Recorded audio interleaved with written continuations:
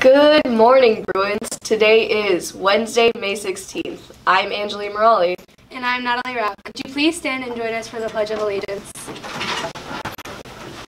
I pledge allegiance to the flag of the United States of America and to the republic for which it stands, one nation, under God, indivisible, with liberty and justice for all. Salutations, Bruins. This is Alyssa Collier. And this is Alina Bondarenko. We're from SCCLA and we have a small announcement for you guys. Attention, freshmen. If you have taken or currently are taking life issues or culinary and know that you've passed EverFi or your food handler's card, come to the Commons first thing tomorrow, Thursday morning, to celebrate your accomplishments with juice and donuts. Make sure to check in with your homeroom teacher before you come. Have a nice day and we hope to see you there. When you receive a major electric shock, it's not the electricity that throws you across the room. It's the force of your muscles contracting. Basically, you're strong enough to instantly throw yourself across a room. Alright, teachers, please check your email for the names of students who will go to room 132 for an informational meeting on the E. Wesley Incentive Award during Bruin time only. Thank you for sending them right away.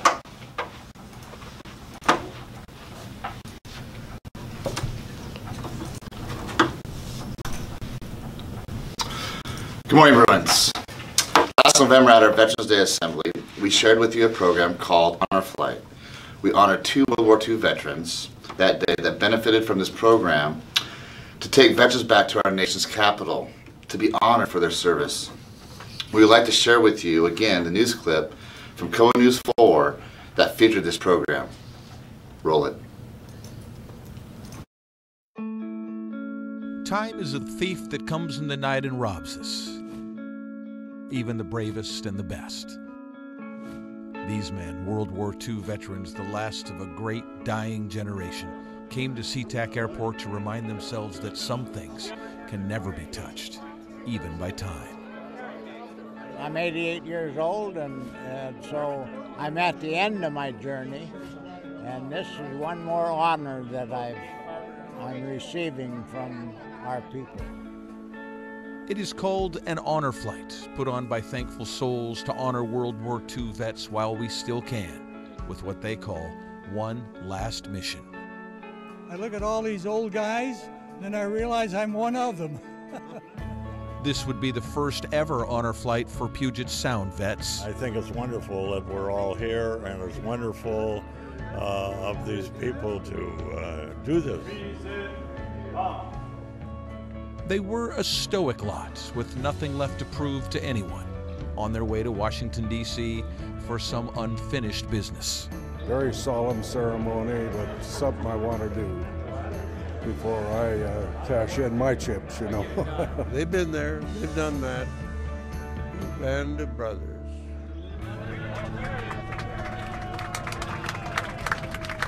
Upon arrival, there were cheers, hugs, and applause.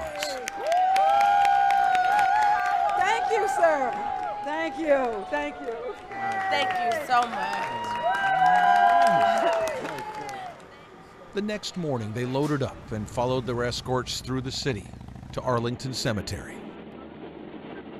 You got to stop and think, you know, I was lucky. I came back, but every one of them, there's somebody that didn't make it, you know. Forward. Oh. They were there to see the changing of the guard at the tomb of the unknown soldier. Guard. So it's moving. It's really moving.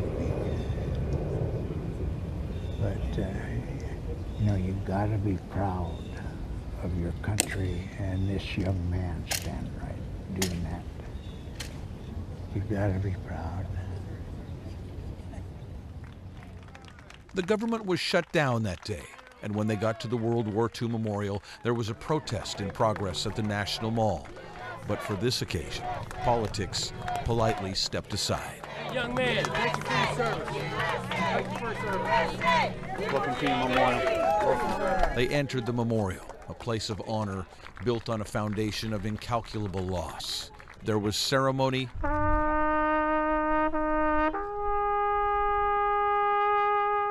And then time for reflection for men like Henry Richmond, a Pearl Harbor survivor. And I wondered if I would ever get to see it. Here you are. There it is. And Navy man Dale Knockin. Boy, isn't this something, though? Who had a special purpose here. But this is a story about Jack Cuniff. He wrote me a letter. It's dated November 11th, 1944. He was killed 35 days later in the Battle of the Bulge. And this is for Jack. So I'm going to leave it here somewhere. And they will... Yeah. So long, Jack. Now I've let him go. 70 years is a long time to hold on to anything, especially a friend.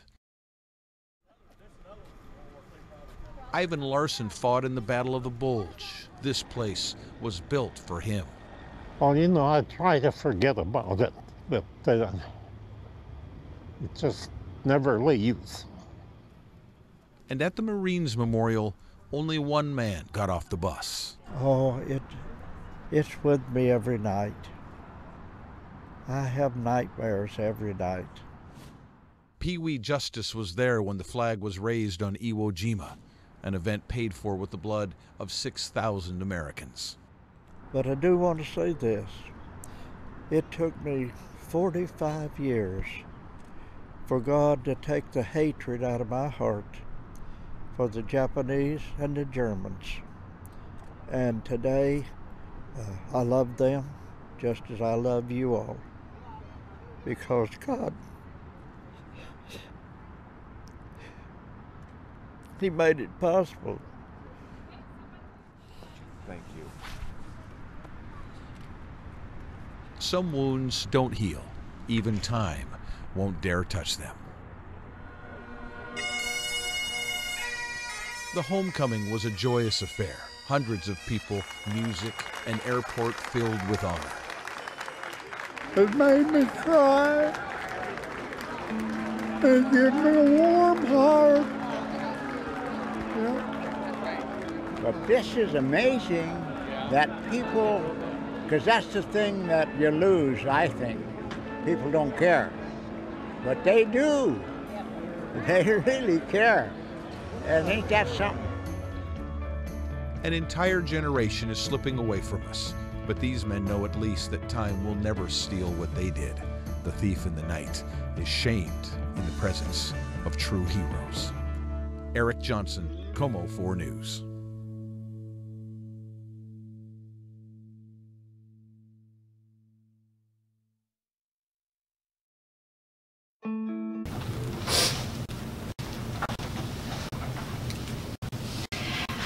After our Veterans Assembly, we raised $700 to send a veteran, to sponsor a veteran on this honor flight.